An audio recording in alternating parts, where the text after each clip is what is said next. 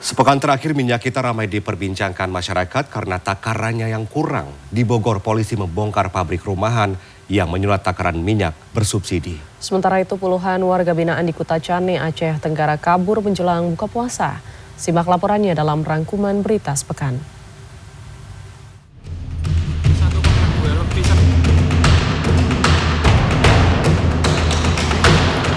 Satreskrim Polres Bogor dan pemerintah Kabupaten Bogor, Jawa Barat, Senin pekan lalu mendatangi pabrik minyak goreng di Kampung Cijujung, Kecamatan Sukaraja. Selain menyegel gudang, polisi juga menangkap 6 orang dari lokasi. Para pelaku mendapatkan pasokan minyak kita dari Tangerang. Minyak kemudian dikemas ulang di lokasi ini. Minyak kemasan 1 liter dikurangi menjadi 750 ml atau kurang dari takaran semestinya. Selain mengurangi takaran, para pelaku juga membandrol minyak kita hasil kemas ulang dengan harga di atas harga eceran tertinggi Rp15.700 per 1 liter. Tak ayal, mereka mampu meraup untung hingga Rp800 juta per bulan. Oleh Satreskrim Polres Bogor, akhirnya pada hari Jumat tanggal 7 Maret 2025, didapati sebuah lokasi di Kampung Cijujung RT 4 RW 1, Kecamatan Sukaraja, Kabupaten Bogor, didapatkan sebuah gudang yang juga digunakan sebagai tempat produksi dan pengepakan minyak kita yang dikelola oleh inisial TRM. Di lokasi lain, personel Polres Kudus mendapati koperasi kelompok terpadu Nusantara Kudus memproduksi minyak kita tidak sesuai takaran. Harga jualnya juga naik dari semestinya menjadi Rp18.000, jauh di atas harga eceran tertinggi Rp15.700. Kita akan telusuri di wilayah Kabupaten Kudus apakah beredar barang tersebut atau tidak ada di wilayah Kabupaten Kudus, untuk memastikan bahwa masyarakat sebagai konsumen ini mendapatkan barang yang sesuai dengan aturan yang berlaku. Sebelumnya, jagat media sosial dihebohkan dengan video viral minyak kita kemasan 1 liter yang hanya berisi 750 ml. Menanggapi hal itu, Menteri Perdagangan Budi Santoso berkomentar, video tersebut merupakan video lama. Namun, Menteri Pertanian Amran Sulaiman ternyata mendapati minyak kita yang dijual kurang dari 1 liter per kemasan. Temuan didapat saat Amran menggelar inspeksi mendadak di Pasar Lenteng Agung, Jakarta.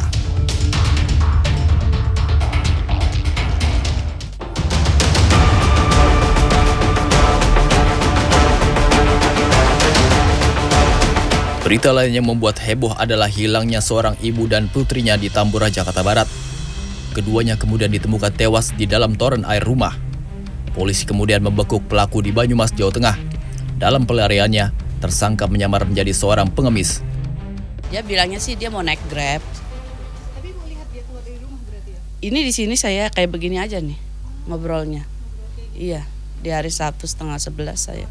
Tetangga juga nggak ada yang lihat tamu datang. Soalnya dia tertutup sih pintunya. Kalau udah masuk dia nggak bakalan buka pintu. Saya kaget lah, sok ya, namanya kita saling tegur sapa kan ya sama si Incinya. Jadi kita begitu dikasih tahu bahwa si Inci udah kejadian begitu, ya kaget lah saya. Dia mah orangnya baik sih, sama tetangga sama siapa aja baik orangnya. Salah satu petunjuk yang dikumpulkan oleh pihak kepolisian adalah rekaman CCTV yang terpasang mengarah ke TKP. Kriminolog Universitas Budi Luhur, Luki Nurdianto, memperkirakan pembunuhan dilakukan tidak terencana karena jasad korban disembunyikan di tempat yang gampang ditemukan. Bahkan dalam konteks kejahatan yang berakhir pada pembunuhan dengan penghilangan barang bukti, apakah kemudian dicor atau kemudian dikubur di wilayah-wilayah yang dekat, ini biasanya dilakukan oleh orang dekat yang memang mereka tidak sampai hati untuk dapat melakukan kejahatan yang bersifat perencanaan. Nah, dalam konteks ini biasanya adalah kejahatan-kejahatan yang bersifat spontan, apakah kemudian terstimulus oleh rasa emosional sesaat atau kemudian oleh adanya kontrol sosial yang sangat rendah, atau yang ketiga bahkan mereka seringkali bahkan atas dasar omongan atau ejekan-ejekan dilakukan oleh orang-orang yang memang menjadi korban. Tahanan di lapas lari semua. Allah.